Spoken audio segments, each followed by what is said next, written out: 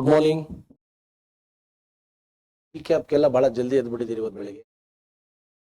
ನರೇಂದ್ರ ಗೌಡ ಅವರು ಪ್ರತಿ ಶನಿವಾರ ಬೆಳಿಗ್ಗೆ 8 ಗಂಟೆಗೆ ಬಂದು ಇಲ್ಲಿ ಇರಲೇಬೇಕು. ಮತ್ತೆ ಆನ್ಲೈನ್ ಅಲ್ಲಿ ಯಾರ್ಯಾರು ಕೇಳ್ತಾ ಇದ್ದೀರಿ, ಏನು ಒಂದು 70 days ಇರಬೇಕು. ಕರೆಕ್ಟ್.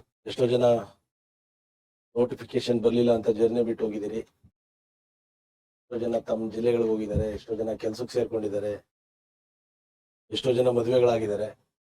ನನ್ನ ಮೆಸೇಜ್ ಬರ್ತಾ ಇದೆಯಲ್ಲ, ಸರ್ ಮದುವೆ ಆಗಿದೆ 1 ವರ್ಷ, ಯಾವ ರೀತಿ ಮತ್ತೆ ಸ್ಟಾರ್ಟ್ ಮಾಡೋದು, ನೋಟಿಫಿಕೇಶನ್ ಬಂದು ಇದರದ್ದು ಎಲ್ಲ ಬೇರೆ ಬೇರೆ ರೀತಿಯಾಗಿರ್ತಕ್ಕಂಥ ಆಸ್ಪಿರೆಂಟ್ಸ್ ಇದ್ದಾರೆ. ಈಗ ಕಳೆದ 3-4 ವರ್ಷದಿಂದ ಸರಿಯಾಗಿ ನೋಟಿಫಿಕೇಶನ್ ಆಗ್ತಾ ಇರಲಿಲ್ಲ. ಕೆಲವರೆಲ್ಲ ನೀವು UPSC ಪ್ರಿಪರೇಷನ್ ಮಾಡ್ತಾ ಇದ್ರಿ, ತಕ್ಷಣ ಇಷ್ಟೊಂದು ನೋಟಿಫಿಕೇಶನ್ ಬ್ಯಾಕ್ ಟು ಬ್ಯಾಕ್ ಆಗ್ತಾ ಇರೋದ್ರಿಂದ, especially Karnataka public service commission ಯಾವುದೇ ಆಗ್ಬೋದು, APSC ನಲ್ಲಿ ಆಪ್ಷನ್ ಕೂಡ ತೆಗೆದಿದ್ದಾರೆ. ವಿದ್ಯಾರ್ಥಿ ನಿಮ್ದು ಕರೆಂಟ್ ಅಫೈರ್ಸ್ GS ಏನಂತೀರಿ ಅದ್ರ ಮೇಲೆ ಹೆಚ್ಚಿಗೆ ನೀವು ಒತ್ತನ್ನು ಕೊಡಬೇಕು. ತುಂಬಾ ಜನ ನ್ಯೂಸ್ ಪೇಪರ್ ಓದಿರ್ತೀರಿ, ಮ್ಯಾಗಝಿನ್ ಓದ್ತೀರಿ, ಅಲ್ಲಿ ಇಲ್ಲಿ ಅಕಾಡೆಮಿ ಕೊಟ್ಟಿರ್ತಕ್ಕಂಥ ಕೆಲವು ಡೈಲಿ ಕರೆಂಟ್ ಅಫೈರ್ಸ್ ಎಲ್ಲ ನೋಡ್ಕೋತಾ ಇರ್ತೀರಿ. ಆದ್ರೂ ಕೂಡ ನಿಮ್ ಕರೆಂಟ್ ಅಫೈರ್ಸ್ ಸಿಸ್ಟಮ್ಯಾಟಿಕ್ ಆಗಿ ನೀವು ಓದಿರಲ್ಲ. ಅದನ್ನ ನರೇಂದ್ರ ಗೌಡ ಅವರು ಕಳೆದ 6-7 ತಿಂಗಳಿಂದ ಸತತವಾಗಿ ಕೂತ್ಕೊಂಡು ಈ ಕೆಲಸವನ್ನ ಮಾಡಿದ್ದಾರೆ. ಕರ್ನಾಟಕ ಆಗ್ಬೋದು, ನ್ಯಾಷನಲ್ ಆಗ್ಬೋದು, ಅದೇ ರೀತಿ ಕರ್ನಾಟಕ ಸರ್ವೆ ಅಂಡ್ ಬಜೆಟ್ ಎಲ್ಲವನ್ನು ನಿಮ್ಗೆ ಎಕ್ಸಾಮ್ ದೃಷ್ಟಿಕೋನದಿಂದ ಯಾವ ರೀತಿ ಬಹಳ ಕಡಿಮೆ ಅವಧಿನಲ್ಲಿ ನೀವು ಇದೆಲ್ಲವನ್ನು ಪ್ರಿಪೇರ್ ಮಾಡಬೇಕು ಅನ್ನುವಂಥದ್ದು ಬಹಳ ಸ್ಮಾರ್ಟ್ ಆಗಿ ಎಲ್ಲ ರೆಡಿ ಮಾಡ್ಕೊಂಡಿದ್ದಾರೆ, ಸ್ಲೈಡ್ಸ್ ರೆಡಿ ಮಾಡ್ಕೊಂಡಿದ್ದಾರೆ. ಮುಂದಿನ ದಿನಗಳಲ್ಲಿ ನಿಮ್ಗೆ ಬುಕ್ಸ್ ಕೂಡ ನ್ಯಾಷನಲ್ ಆಗ್ಬೋದು, ಸ್ಟೇಟ್ ಆಗ್ಬೋದು, ನ್ಯಾಷನಲ್ ಆಗ್ಬೋದು, ಅದೇ ರೀತಿ ಸರ್ವೆ ಅಂಡ್ ಬಜೆಟ್ ಇದ್ರ ಮೇಲೆಲ್ಲ ಪ್ರಾಪರ್ ಆಗಿ ಬುಕ್ಸ್ ಕೂಡ ಇಂಡಿಯಾ ಫಾರ್ ಎಸ್ ಬರ್ತಾ ಇದೆ. ಕಳೆದ ಬಾರಿ ನಿಮ್ಗೆಲ್ಲ ಗೊತ್ತು, ರೀಕ್ಯಾಪ್ ಬಹಳ ಸಕ್ಸಸ್ಫುಲ್ ಪ್ರೋಗ್ರಾಮ್. ನಾನು ಕಳೆದ ಒಂದು 8-10 ವರ್ಷದಿಂದ ಕೇಳ್ತಾ ಇದ್ದೆ, ತುಂಬಾ ಜನ ಮಕ್ಕಳು UPSC ಅಥವಾ KPSC ಎರಡರಲ್ಲೂ ಕೂಡ ಯಾರ್ಯಾರು ಪ್ರಿಪರೇಷನ್ ಮಾಡ್ತಾ ಇದ್ರು ಕ್ಲಾಸಸ್ ಗಳಲ್ಲಿ, ಸರ್ ನಮ್ ಕರೆಂಟ್ ಅಫೈರ್ಸ್ ಕ್ಲಾಸಸ್ ಇಲ್ಲ, ಅಟ್ಲೀಸ್ಟ್ ವೀಕ್ಲಿ ಒಂದಾದ್ರೂ ಕರೆಂಟ್ ಅಫೈರ್ಸ್ ಕ್ಲಾಸ್ ಇರ್ಬೇಕು. ನಾವೆಲ್ಲ ಮಾರ್ಕೆಟ್ ಅಲ್ಲಿ ನೋಡ್ತಾ ಇದ್ವಿ, ಕರೆಂಟ್ ಅಫೈರ್ಸ್ ಕ್ಲಾಸ್ ಮಾಡ್ತಕ್ಕಂಥವ್ರು ಬಹಳ ಕಡಿಮೆ. ಯಾಕೆಂದ್ರೆ ಯಾವುದೋ ಒಂದು ಬುಕ್ಸ್ ಅನ್ನ, ಹಿಸ್ಟ್ರಿ, ಇಕಾನಮಿ ಬುಕ್ಸ್ ಆದ್ರೆ ಅಥವಾ ಸಬ್ಜೆಕ್ಟ್ ಗಳನ್ನ ಓದ್ಕೊಂಡು ಅದೇ ಸಬ್ಜೆಕ್ಟ್ ಅನ್ನ ಪ್ರತಿ ಬಾರಿ ಪಾಠ ಮಾಡ್ತಿರ್ತಾರೆ. ಆದ್ರೆ ಕರೆಂಟ್ ಅಫೈರ್ಸ್ ಪಾಠ ಮಾಡುವಂಥದ್ದು ಚಾಲೆಂಜಿಂಗ್. ಯಾಕೆಂದ್ರೆ ವೆರಿ ಡೈನಾಮಿಕ್ ಟಾಪಿಕ್ ಆಗಿರೋದ್ರಿಂದ ಪ್ರತಿದಿನ ಅವರು ಅಪ್ಡೇಟ್ ಆಗ್ಬೇಕು. ಯಾವ್ಯಾವ ಎಕ್ಸಾಮ್ಸ್ಗೆ ಕರೆಂಟ್ ಅಫೈರ್ಸ್ ನಮ್ಮ ಮಕ್ಕಳಿಗೆ ಅನುಕೂಲ ಆಗ್ತದೆ ಅನ್ನುವಂತ ಇಟ್ಕೊಂಡು ನರೇಂದ್ರ ಗೌಡ ಅವರು ಬಹಳ ಮುತುವರ್ಜಿಯಿಂದ, ನಿಮ್ಮೆಲ್ಲರ ಮೇಲಿನ ಅಕ್ಕರೆಯಿಂದ ಅವರು ಕೆಲಸ ಮಾಡ್ತಾರೆ. It's very very important. ನಾನು ನರೇಂದ್ರ ಗೌಡ್ರು ಅದೇ ಕೇಳ್ತಾ ಇದ್ದೆ, ಇಷ್ಟೊಂದು ಎನರ್ಜಿ ಆಗ್ತಾ ಇದೆಯಲ್ಲಪ್ಪ, ಇದೇ ಎನರ್ಜಿ ಎಲ್ಲಾರ ಬೇರೆ ಕಡೆ ಹಾಕಿದ್ರೆ ಒಂದಷ್ಟು ಕೋಟಿಗಳು ಮಾಡ್ಬೋದಿತ್ತು ನರೇಂದ್ರ ಗೌಡರಿಗೆ ಇರ್ತಕ್ಕಂಥ ಟ್ಯಾಲೆಂಟ್ ಅಲ್ಲಿ. ಬಟ್ ಇದು ಪ್ಯಾಷನ್ ಇಂದ ನರೇಂದ್ರ ಮಾಡ್ತಾ ಇದ್ದಾರೆ. ಮುಖ್ಯವಾಗಿ ಇಂಡಿಯಾ ಫಾರ್ IAS ನಮ್ಮ ಮಕ್ಕಳಿಗೆ ತುಂಬಾ ಜನ, ಲಾಸ್ಟ್ ಟೈಮ್ ನಾನು ನೋಡಿದ್ದೀನಿ ಕರ್ನಾಟಕದಾದ್ಯಂತ ರೀಕ್ಯಾಪ್ ಪ್ರಾರಂಭ ಆದಾಗ ಪ್ರತಿ classes more than 1.5 lakh views ಹೋಗಿದೆ ಯೂಟ್ಯೂಬ್ ಅಲ್ಲಿ. ಕಳೆದ ಬಾರಿ ಉಚಿತವಾಗಿ ಅದನ್ನ ಎಲ್ರಿಗೂ ಅನುಕೂಲ ಆಗ್ಲಿ ಅಂತ ಹೇಳಿ ಅವಕಾಶ ಮಾಡಿಕೊಟ್ಟಿದ್ದೆ. ಆದ್ರೆ ಈ ಬಾರಿ ಅದಕ್ಕೆ ಒಂದೇನೋ ನಾಮಿನಲ್ ಫೀಸ್ ಅನ್ನ ಇಟ್ಟು, ಯಾಕಂದ್ರೆ ಯಾವುದೇ ಉಚಿತ ಅಂದ್ರೆ ಬೆಲೆ ಇರಲ್ಲ, ಒಂದಷ್ಟು ಪೇ ಮಾಡಿದ್ರೆ ನಮ್ಮ ಮಕ್ಕಳು ಸೀರಿಯಸ್ ಆಗಿ ಅದನ್ನ ನೋಡ್ತಾರೆ ಅನ್ನುವಂಥ ಕಾರಣದಿಂದ ಇದನ್ನ ಇದ್ದಾರೆ. ಈಗಾಗಲೇ ನರೇಂದ್ರ ಗೌಡ ಅವರು ನಿಮ್ಗೆ ಹೇಳಿದ್ದಾರೆ ಏನಂತ, ಯಾವ್ಯಾವ ಸಬ್ಜೆಕ್ಟ್ ಇದೆ. ಪ್ರತಿ ಶನಿವಾರ ನಿಮ್ಗೆ ಬೆಳಿಗ್ಗೆ 8ರಿಂದ 2 ಗಂಟೆ ತನಕ ಮಾಡ್ಕೊಳ್ತಾರೆ. 60 hours ಅಲ್ಲಿ ಆಲ್ಮೋಸ್ಟ್ ಒಂದು 600ರಿಂದ 800 ಕ್ವಶನ್ಸ್ ಅನ್ನ ನಿಮ್ ಜೊತೆ ಮಾಡ್ತಾರೆ. ಲಾಸ್ಟ್ ಟೈಮ್ ನಾವು ನೋಡಿರ್ಬೋದು, ಕಳೆದ 3 ವರ್ಷದಿಂದ UPSC ನಲ್ಲಿ ವಿಶೇಷವಾಗಿ ಅವರು ತೆಗೆದುಕೊಂಡಿರ್ತಕ್ಕಂಥ ಸಬ್ಜೆಕ್ಟ್ ಅಲ್ಲಿ 30% ರಿಪೀಟ್ ಆಗಿತ್ತು. ತುಂಬಾ ಜನ ಮಕ್ಕಳು ನನಗೆ ಇಂಡಿವಿಜುವಲಿ ಮೆಸೇಜ್ ಬಂದು ಹೇಳಿದ್ದಾರೆ, ಸರ್ ಒಂದಷ್ಟು ಕ್ಲಾಸಸ್ ಅನ್ನ ಜಾಸ್ತಿ ಮಾಡ್ಕೊಡಿ ಅಂತ. ಹಾಗಾಗಿ ಇವತ್ತು ಏನು ಈ ಇನಿಷಿಯೇಟಿವ್ ನ ರೀಕ್ಯಾಪ್ ಅಂತ ಆಡ್ ಮಾಡಿದೀವಿ ಇಂಡಿಯಾ ಫಾರ್ IAS, ಇದನ್ನ ಸದುಪಯೋಗ ಪಡಿಸ್ಕೊಳ್ಳಿ. ಯಾಕೆಂದ್ರೆ ನಿಮ್ಮ ಹತ್ರ ಟೈಮೇ ಇಲ್ಲ. ನಿಜವಾಗ್ಲೂ ಹೇಳ್ಬೇಕು ಅಂದ್ರೆ ಎಷ್ಟೋ ಜನ UPSC ಓದ್ತಾ ಇರ್ತಕ್ಕಂಥವ್ರು KPSCಗೆ ಓಡ್ ಬಂದಿದ್ದೀರಾ, ಎಲ್ಲೋ ಊರಲ್ಲಿ ಇದ್ದವ್ರು ಓಡ್ ಬಂದಿದ್ದೀರಿ, ಇನ್ನಾರು ಜಾಬ್ ಬಿಟ್ಟು ಬರ್ತಾ ಇದ್ದಾರೆ ರಜಾ ಹಾಕೊಂಡು. ಯಾರೋ ಮದುವೆ ಆಗಿರೋರು ಓಡ್ ಬರ್ತಾ ಇದ್ದಾರೆ. ಈ ತರ ಬೇರೆ ಬೇರೆ ಸ್ಟ್ರೀಮ್ಸ್ ಅಲ್ಲಿ ಆಲ್ರೆಡಿ ಅವರೆಲ್ಲ ಸುಮಾರು 2-3 ವರ್ಷಗಳ ಕಾಲ ಪ್ರಿಪರೇಷನ್ ಮಾಡಿರ್ತಕ್ಕಂಥವರೇ ಆಗಿದ್ದಾರೆ. ಹಾಗಾಗಿ ಅವ್ರ ಜೊತೆ ನೀವು ಫೈಟ್ ಮಾಡಬೇಕು.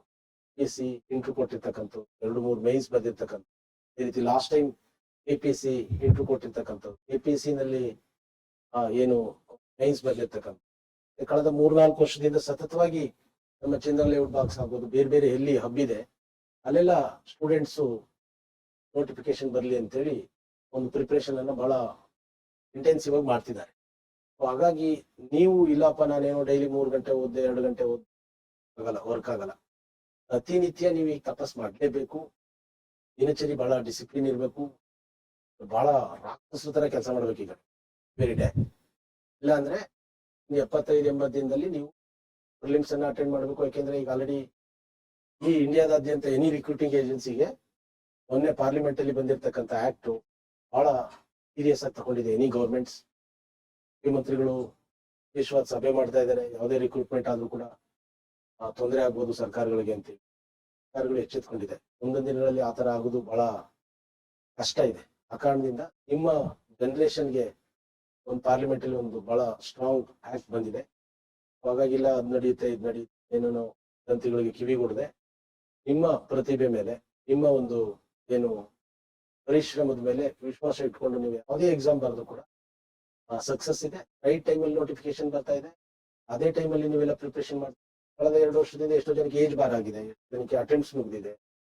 ಇದರದೆಲ್ಲ ಇಶ್ಯೂಸ್ ಇರೋದ್ರಿಂದ ನೀವು ಇಲ್ಲಿ ಇಷ್ಟು ಜನ ಇದ್ದೀರಲ್ಲ, ಇಷ್ಟು ಜನ ಮತ್ತೆ ಆನ್ಲೈನ್ ಅಲ್ಲಿ ಇರ್ತಕ್ಕಂಥವ್ರು ಏನು ಒಂದು 50,000ಕ್ಕೂ ಹೆಚ್ಚು ಹುದ್ದೆಗಳನ್ನ ಎನಿ ರಿಕ್ರೂಟಿಂಗ್ ಏಜೆನ್ಸಿ ರಿಕ್ರೂಟ್ ಮಾಡ್ತಾ ಇದೆ. ಅಷ್ಟು ಹುದ್ದೆಗಳನ್ನ ಪ್ರತಿಯೊಬ್ರು ಒಂದಾದ್ರೂ ನೀವು ತಗೊಳ್ಳೇಬೇಕು. ಎಲ್ಲ ಎಕ್ಸಾಮ್ಸ್ ಬರೀರಿ, ಹೋಗಿ ಟೆಸ್ಟ್ ಸೀರೀಸ್ ಅನ್ಕೊಂಡು ಬರೀರಿ. ಇವನ್ ಕಾನ್ಸ್ಟೇಬಲ್ ಕೂಡ ನೆಗ್ಲೆಕ್ಟ್ ಮಾಡ್ಬೇಡಿ. ಹೋಗುದು ಬಿಡುದು ಬೇರೆ ವಿಚಾರ. ನೀವು ಅದೇ ಒಂದು ಟೆಸ್ಟ್ ಸೀರೀಸ್ ಅಂತ ತಿಳ್ಕೊಂಡ್ರೆ ಪ್ರತಿ ವಾರ ಯಾವ್ದಾದ್ರು ಒಂದು ಎಕ್ಸಾಮ್ ಇದ್ದೇ ಇರುತ್ತೆ. ಎಕ್ಸಾಮ್ ಅನ್ನ 200-300 ರೂಪಾಯಿ ಇರುತ್ತೆ, ಅದನ್ನ ಕಟ್ಟಿ ಒಂದು ಟೆಸ್ಟ್ ಸೀರೀಸ್ ಅಂತ ಬರೀರಿ. ಅಟ್ಲೀಸ್ಟ್ ನಿಮ್ಗೆ ಎಕ್ಸಾಮ್ ಅಲ್ಲಿ ಕುತ್ಕೊಂಡಾಗ 3 ಗಂಟೆ ನಿಮ್ಗೆ ಗೊತ್ತಾಗುತ್ತೆ ನೀವ್ ಎಲ್ಲಿದ್ದೀರಿ, ನಾನು ಯಾವ್ಯಾವ ಸಬ್ಜೆಕ್ಟ್ ಅಲ್ಲಿ ವೀಕ್ ಇದ್ದೀನಿ, ಅಂಡ್ ನಾನು ನನ್ನ ಸ್ಪೀಡ್ ಹೇಗಿದೆ, ಇನ್ನು ಎಷ್ಟು ನಾನು ಪ್ರಿಪರೇಷನ್ ಅನ್ನ ಇಂಪ್ರೂವ್ ಮಾಡ್ಕೋಬೇಕು ಅಂತ ಎಕ್ಸಾಮ್ ಅಲ್ಲಿ ಕುತ್ಕೊಂಡಾಗ್ಲೇ ನಿಮ್ ಬಗ್ಗೆ ನಿಮ್ಗೆ ಗೊತ್ತಾಗುತ್ತೆ. ಆಗ್ಲೇ ಒಳ್ಳೆ ಸೆಲ್ಫ್ ಅಸೆಸ್ಮೆಂಟ್ ಆಗ್ತದೆ. ಪ್ರತಿಯೊಂದು ಎಕ್ಸಾಮ್ಸ್ ಬರೀತಾ ಇದ್ರೆ ಯಾವುದೇ ಸರ್ಕಾರಿ ಏಜೆನ್ಸಿಗಳು ಮಾಡ್ತಕ್ಕಂಥ ನಿಮ್ಮನ್ನ ಒಂದು ಸೆಲ್ಫ್ ಅಸೆಸ್ಮೆಂಟ್ ಮಾಡ್ಕೊಳ್ಳಿಕ್ಕೆ ಒಂದು ಒಳ್ಳೆ ಅವಕಾಶ. ಅದೊಂದು ಹುದ್ದೆ ಸಿಗುತ್ತೆ, ಹೋಗುದ್ ಬಿಡೋದು ನಿಮ್ಗೆ. ಬಟ್ ಆದ್ರೆ ನಿಮ್ಮನ್ನ ಒಮ್ಮೆ ಪರೀಕ್ಷೆ ಮಾಡ್ಕೊಳ್ಳಿ. ಇಲ್ಲೂ ಕೂಡ ಟೆಸ್ಟ್ ಸೀರೀಸ್ ಅನ್ನ ಪ್ರಾರಂಭ ಮಾಡ್ತೀವಿ. ರಿವಿಷನ್ ಎಕ್ಸ್ಪ್ರೆಸ್ ಬರ್ತಾ ಇದೆ. ಇಂಡಿಯಾ ಫಾರ್ ಎಸ್ ಜನ UPSC ಓದ್ತಾ ಇದ್ರಿ, ಎಷ್ಟೋ ಜನ 3-4 ವರ್ಷ ಹಿಂದೆ ಓದ್ಬಿಟ್ಟು ಅವ್ರಿಗೆ ಡಿರೈಲ್ ಆಗಿರ್ತಾರೆ, ಓದಿರಲ್ಲ. ಮತ್ತೆ ಅವ್ರಿಗೋಸ್ಕರ ಒಂದು ರಿವಿಷನ್ ಎಕ್ಸ್ಪ್ರೆಸ್ ಅಂತ ಹೇಳಿ ಒಂದು ಏನು ಪ್ರೋಗ್ರಾಮ್ ಅನ್ನ ಪ್ರಾರಂಭ ಮಾಡ್ತೀವಿ. ಆಗ್ಲೇ ಫಿಲಿಮ್ಸ್ ಟೆಸ್ಟ್ ಸೀರೀಸ್ ಸ್ಟಾರ್ಟ್ ಆಗಿದೆ ಇಂಡಿಯಾ ಫಾರ್ ಎಸ್. ಮತ್ತೆ ಮೈನ್ಸ್ ಟೆಸ್ಟ್ ಸೀರೀಸ್ ಕೂಡ ನಾವು ಆಗ್ಲೇ ಕೆಲವರು ಮೈನ್ಸ್ ಟೆಸ್ಟ್ ಸೀರೀಸ್ ಅನ್ನು ಬರೀತಾ ಇದ್ದಾರೆ. ಇನ್ನೊಂದು 100 ಅವರ್ಸ್ ಇನ್ನೊಂದು ಕ್ಲಾಸ್ ತರ್ತಾ ಇದೀವಿ. ಕರ್ನಾಟಕ ಜಿಯೋಗ್ರಫಿ, ಕರ್ನಾಟಕ ಹಿಸ್ಟ್ರಿ ಆಗ್ಬೋದು. ಅದರ ಮೇಲೆ ನಿಮ್ಗೆ ಕಡಿಮೆ ಅವಧಿನಲ್ಲಿ ಏನೆಲ್ಲ ನೀವು ಪ್ರಿಪರೇಷನ್ ಅನ್ನ ಮಾಡ್ಬೇಕು ಬಹಳ ಎಕ್ಸ್ಪೆನ್ಸಿವ್ ಆಗಿ ಅನ್ನುವಂತ ವಿಚಾರವನ್ನು ಇಟ್ಕೊಂಡು ಇಂಡಿಯಾ ಫಾರ್ ಎಸ್ ಹೊರತಲ್ಲಿ ಈ ವರ್ಷದಂತೆ ಈ ಬಾರಿನೂ ಕೂಡ ರೀಕ್ಯಾಪ್ ಅನ್ನ ಹೊರತಂದಿದ್ದೀವಿ. ಅದನ್ನ ನೀವು ಸದುಪಯೋಗ ಪಡಿಸ್ಕೊಳ್ಳಿ. ಕರೆಂಟ್ ಅಫೈರ್ಸ್ ಕರ್ನಾಟಕ ಸರ್ಕಾರ ನಡೆಸ್ತಕ್ಕಂಥ ಯಾವುದೇ ಎಕ್ಸಾಮ್ಸ್ ಆಗ್ಬೋದು, ಯಾಕಂದ್ರೆ ಆಪ್ಷನಲ್ ಇಲ್ಲ. Current affairs is A very important part. Current affairs ಅನ್ನ ಎಕ್ಸಾಮ್ ದೃಷ್ಟಿಕೋನದಿಂದ ಯಾವ ರೀತಿ ಓದ್ಬೇಕು, ಯಾವ ಎಕ್ಸಾಮ್ಗೆ ಕರೆಂಟ್ ಅಫೈರ್ಸ್ ನ ಯಾವ ರೀತಿ ಓದ್ಬೇಕು ಅನ್ನೋದನ್ನ ನರೇಂದ್ರ ಅವರು ಹೇಳ್ಕೊಡ್ತಾರೆ. ಮುಂದಿನ ದಿನಗಳಲ್ಲಿ ಇಂಡಿಯಾ ಫಾರ್ ಎಸ್ ಬಹಳ ಕಡಿಮೆ ಫೀಸ್ ಇಟ್ಟಿದೀವಿ. ಇನ್ನೂ ಕೆಲವು ಇನಿಷಿಯೇಟಿವ್ಸ್ ಅನ್ನ ತರ್ತಾ ಇದೀವಿ, ಎಲ್ಲ ಅನುಕೂಲ ಆಗ್ಲಿ ಅಂತೇಳಿ. ಇವತ್ತಿಂದ ನೀವು ಒಂದು ಮಿಷನ್ ತರ 75 days or 20 days ಮಿಷನ್ ತರ ಲೈಫ್ ಅಲ್ಲಿ ಇದಂತ ಕೆಲಸ ಮಾಡ್ಲೇಬೇಕು. ಡಿಸ್ಟ್ರಾಕ್ಷನ್ ಇಂದ ಹೊರಗಡೆ ಬನ್ನಿ. Only focus exam exam exam. ನಿಮ್ ಹೆಲ್ತ್ ಚೆನ್ನಾಗಿ ಇಟ್ಕೊಳ್ಳಿ. ಬೆಳಿಗ್ಗೆ ಎದ್ದು ಸಾಧ್ಯ ಆದ್ರೆ ಒಂದು 5 ನಿಮಿಷ ವಾಕ್ ಮಾಡಿ, ಒಂದು 5 ನಿಮಿಷ ಸ್ವಲ್ಪ ನಿಮ್ಗೆ ಪ್ರತಿದಿನ ಒಂದು 6-7 ಗಂಟೆ ಕುತ್ಕೊಂಡು ಓದ್ಲಿಕ್ಕೆ ಒಂದು ಸ್ಟ್ರೆಂತ್ ಸಿಗ್ತದೆ. ಇದೆಲ್ಲವನ್ನು ಗಮನದಲ್ಲಿ ಇಟ್ಕೊಂಡು ರೀಕ್ಯಾಪ್ ಅನ್ನು ಹೊರಗಡೆ ತಂದಿದ್ದೇನೆ. ತುಂಬಾ ಆಗ್ಲಿ. ಮುಂದಿನ ದಿನಗಳಲ್ಲೂ ಕೂಡ ಒಂದು ಏನು ಬುಕ್ಸ್ ಈಗಾಗಲೇ ಇವ್ರು ಹೇಳಿದ್ದಾರೆ, ಒಳ್ಳೆ ಬುಕ್ಸ್ ಅನ್ನ ಹೊರ ತರ್ತಾ ಇದೀವಿ. First Karnataka current affairs, next national international and Karnataka economy and survey ಎರಡನ್ನೂ ಕೂಡ ತರ್ತೀವಿ.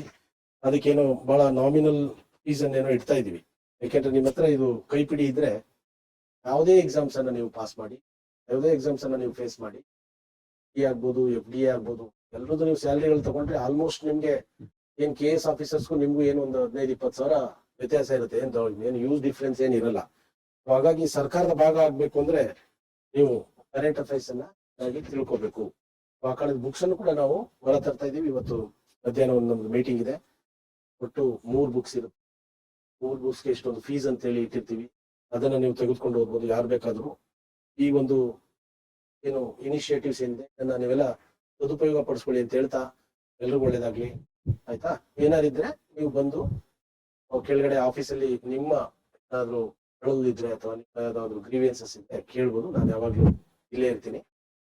ಚೆನ್ನಾಗಿ ನಡೀಲಿ recap. All the very best.